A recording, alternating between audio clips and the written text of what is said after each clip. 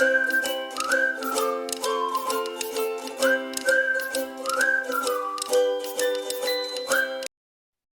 friends. Whether you are an aspiring project manager looking to break into the industry or a seasoned professional ready to level up your interview game, you are in the right place. We want to ensure that you will be well prepared to tackle any situation that might come your way, impressing your potential employers and securing agile project manager role you have been eyeing for. But first, small request, make sure to hit that like button and please do subscribe if you are new here. Just browse the channel and you will find tons of valuable content. Now, without further ado, let's get started with our situational agile project manager interview questions. So let me introduce our guest, Smrati Srivastava. She is a powerhouse in agile project management with 15 years of experience in service delivery, IT transition, account management, and offshore delivery across USA, UK, and APAC region. So welcome, Smrati, and we are thrilled to have you today, Smrati. Thank you so much, Sunand. Happy to be here. Yes, you rightly said, I'm not sure about the powerhouse, but yes, I do have 15 years of experience in the IT industry, wherein basically I've been taking care of the service delivery, the transition side, infrastructure project management, and the agile project management. So that's a brief. So yes, you summed it up all very nicely. Thank you, Smrati. So if you allow, shall we start? Yeah, of course. Let's go ahead. Okay. So here's the first question. So let's assume that you have joined a project where you have to manage that particular project, and that particular project is exceeded its allocated budget. So how do you address this issue, and what you will do to bring the project back on track without compromising the deliverables or the quality? Smriti? Okay. Yeah. So yes, this is a very valid question, and this is a very real-time scenario wherein the project goes ahead and exceeds the budget. So basically, I mean, if I've been taking over a project from in between, wherein I mean, my first key takeaway is going to check out on the risk register and where is it, what are the key risk items that are present over there. Have a look at them, have a team huddle, and check where do we stand on the current scenarios, what are the deliverables that we have, and something that we were doing in the last few years, does it really make a sense now? So a revalidation of the scope, probably that's what I will go ahead and do. Something that might have been we have been pushing earlier may not be relevant in the current times, and something new we might have to bring in terms of getting the more cost effectiveness, looking at the future of the project. So that's how we'll do it. We'll have to do it in terms of the availability, the latest technology options available, in terms of the resourcing that we have. Do we need those many FTs or not? Is it relevant to the current scenario? Checking on the relevant automations which are right now going in the industry, having a conversation with delivery on the cost benefit analysis and things like that. Yes. So overall, and if there is actually, if I do understand if there's a particular automation that brings value to the business, though it might have a little overrun of cost, but gradually towards the run, it's going to bring more value and bring down the cost, and that kind of conversations have to be initiated. I hope that answers. Yeah, thanks, Smriti. Okay, so just a similar question, or you can say a follow-up question. You mentioned about, I think, the cost-saving measures. So how do you, as a project manager, identify those areas for cost reduction? And what strategies or the actions did you take to achieve the desired outcome, Smriti? Like I said, when I'm talking about the strategies, we have to go ahead and basically go ahead and review the risk register where we are there. We have to go ahead and check what are the projects that we are doing right now. What are we delivering? We can also go ahead. The other methodology is also go ahead and have team huddles and understand that are there better ideas coming up? How can we go ahead and reduce the cost? That's one aspect of it. There are many great ideas that will come in that we can actually cash on. The other good thing also would be to work out and see our FT numbers. Do we really need to shift it across? Do we really need to go ahead and check our resourcing? Do we need those resources or not? And something that we were doing in 8 hours, is there a possibility to achieve it in fewer number of hours? So we look on all those possibilities as well. We would also go ahead and revisit, I mean, how our travel plans looks like. That's also one aspect to check out. Are there any sessions, any collaborations that we can do on working in an online environment? Is it an absolute necessity to go ahead and have FT go ahead and work at the client location? If it's a demand, it is a demand, but then it's fine. But we'll have to reevaluate the situations, and basis that we are going to take a call. Great. Thank you, Smriti. So you gave me two more questions from this particular answer. So Mhm. can you describe your experience in managing the logistic and the cost implication of sending a, let's say, a large team on site for some specific project, and how do you ensure that that efficient use of resources while you have to minimizing the travel experience? So that's the Mhm. question, Smriti. Yeah, that's a big question in today's scenario where we are anyways trying to restrict traveling, everywhere. That's a key factor. And especially after COVID, the traveling has really come down. But yes, as I said, there are scenarios where you have to go ahead and send the team over there for the work. I mean, it could be the transition work, it would be even kind of analyzing the work they want to do. So in terms of logistics, yes, if there's a team, big team that I have to send, first of all, I would not want to send a big team. That's the first thing. I would want to go ahead and send 2 or 3 critical resources whom I would ensure that probably can go ahead and deliver value, go ahead and check over there, have the key, and probably act as train the trainers approach, right? We can have them come back and train our other people offshore over here. Logistically, the other things would be working on the airlines cost. I mean, how does it work out? Every company, every organization has their travel partners, having those vendor quotations, working on them, what best works out in terms of travel in terms of accommodation. I mean, how it can be done, how best we can have the accommodation and possibly nearer to the office of the client. So basically the daily commute, that's where it also reduces. The accommodation should be good, comfortable, but at not the same time it has to not be very expensive. So those kind of things also come into picture when we think about all these things. Then Great. having a mixed pool, I mean, yeah, I mean, I would want one of my senior resource to be there on site, and similarly I want one of my senior resource to be offshore as well, because eventually not everyone is going, right? We need the right kind of talent being built over here in offshore. Absolutely. Great. Okay. So, can you share some example of maybe any project which you have worked in the past, like where you have to coordinate and manage a team where both the on-site and the offshore team is there? So the issues and the challenges which we normally face in the collaboration or the communication or between the alignment among the different team members, right, across different locations. So how do you manage all this chaos, Smriti? Has to be managed. That's what project managers and program managers are for, right?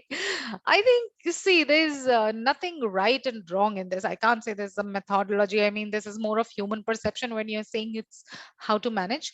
There are few key items that I can definitely pick up, but the most challenging thing for me definitely is managing the time zones. That would come first into my mindset, because wherein I want my team, it is one team, but one is in other part of the world and one is in other part of the world. So that becomes, so that time gap that you have to reduce wherein both can come and connect, so that really becomes challenging. But that's how I think we have to accept that fact that we are working in a global environment today. So that's one challenge. And I think if all the users come in from the same region, it doesn't matter. At times, if there are people in my team and on site which are from the other side of the world, that there are certain cultural differences which we might have to be respectful of and manage them. So those are kind of the challenges. The workings that happens in offshore and on site, uh, those vary, so we have to respect the certain, and the calendar holidays,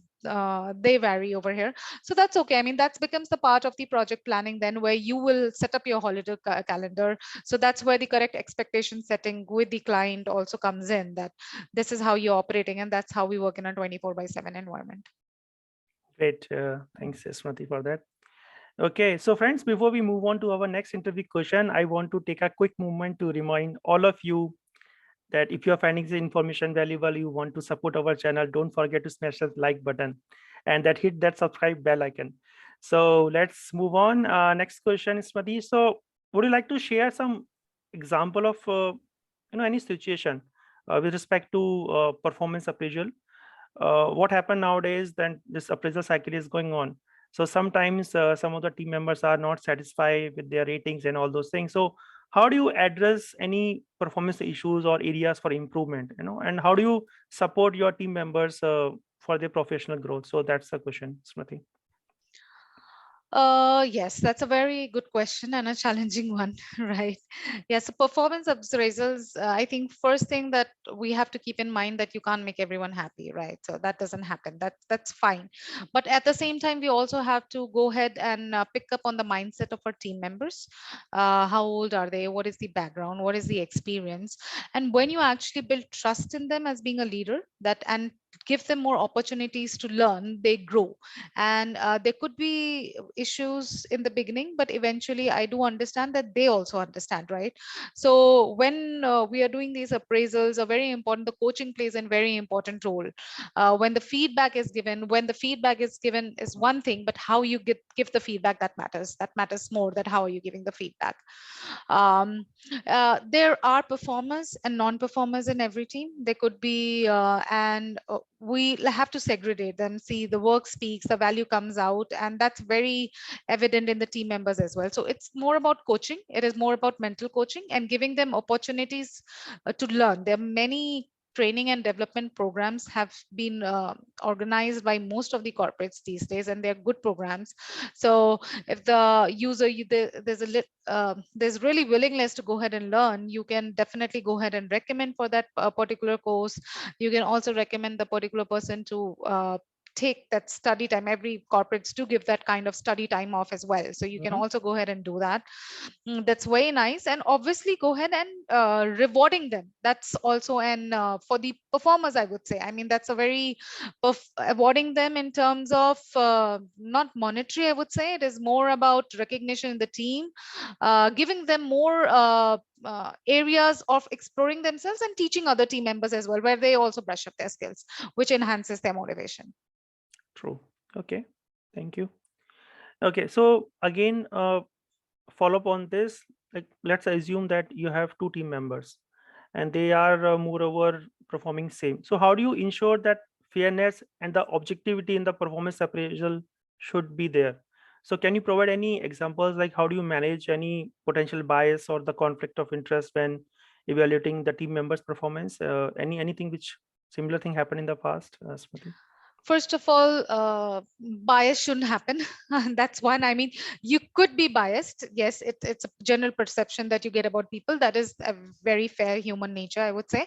But when you are actually appraising, then you have to keep that bias aside, and then you have to go ahead and evaluate the folks. So when you're personally basically asking about two particular folks, so I mean, I will go ahead and keep that bias aside. So I'll have to do that. Why? There's So no other choice, right? Because you have to keep it aside. And there is, it can't be, I can't say, I mean, I don't agree to that statement that it's equal, that it's never equal. There could be something, I think yeah. performance wise they might be doing it fine, but there could be some things of evaluation, like see the way you are communicating with the client, or in the way you are interacting with the team members. Then you get down to those different scales. Your performance is fine, you're doing your work, you're delivering your job, everything is equal in that matter, you're doing it. But then how you deliver it then matters, and then probably the judgment criteria comes over there.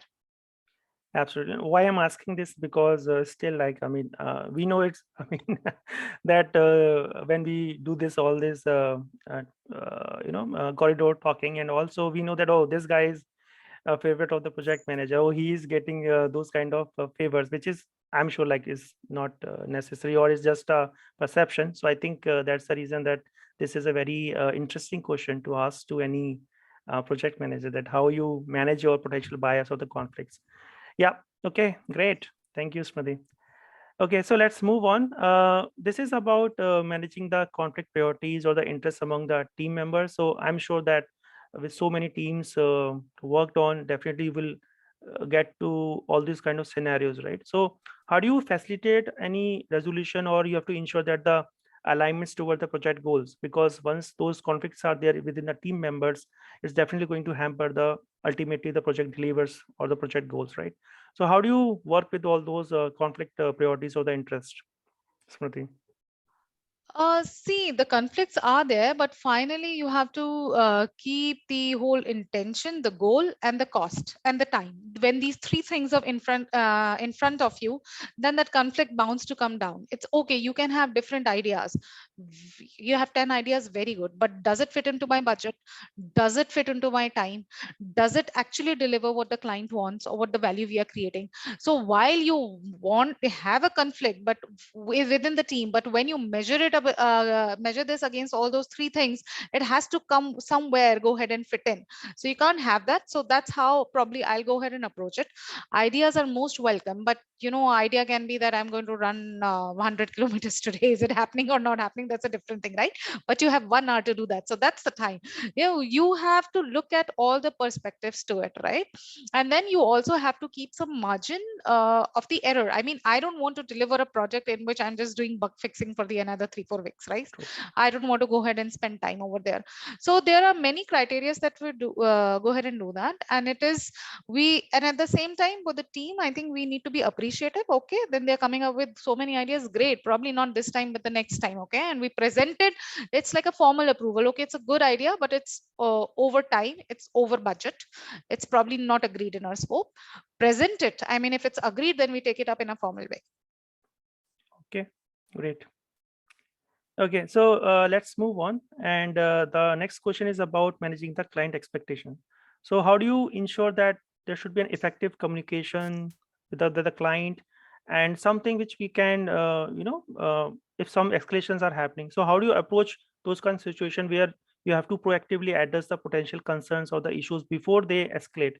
That's again a very crucial part of project management, Smriti. See, proactively, avoiding an escalation can only be by proactively communicating. There's no other way, right? So you have to be too proactive in your communication to understand what kind of issues that you are observing. So that's one thing. To handle any kind of escalation management, you have to be pro with your client. You need to have timely meetings with them.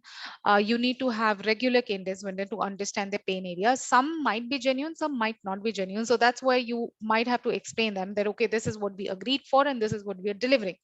And something that probably it's not coming up and you know that it's lying in a problem, it's your ethical responsibility to go ahead and inform beforehand before it becomes an escalation, right? So that communication is a key part, but that communication you can't communicate to the client until unless that information comes to you from your team members very timely. So that's where these regular cadences are very important with your team members and with the client as well. So I would always say that feeding more information is better than giving them more information at all. It's okay. It's okay that more information goes out. That's okay. If they don't want to read it, it's fine. But rather than giving no information and landing them in surprises, it's better to go ahead and communicate timely. Okay, great. Thank you, Smriti. Okay, looks like we have just finished our session, this particular session. So friends, definitely we will going to have a more session with Smriti. This is just a first part of I Yeah, don't know sure. how many parts which we are going to cover. So thank you, Smriti, for sharing your expertise and insight on this agile project management. And your knowledge has been incredibly valuable. And I'm sure our viewers who have gained a lot of from this particular session. So before we wrap up, I just want to remind our viewers to show some love by hitting that like button and subscribing to our channel. And by doing so, you will stay updated with the latest industry tips, interviews, and care advice. So until next time, remember to like, subscribe, hit that notification bell. Take care, stay inspired, keep achieving greatness. This is Sunil Sharma signing off. Thank you, Smriti. Thank you. Bye-bye.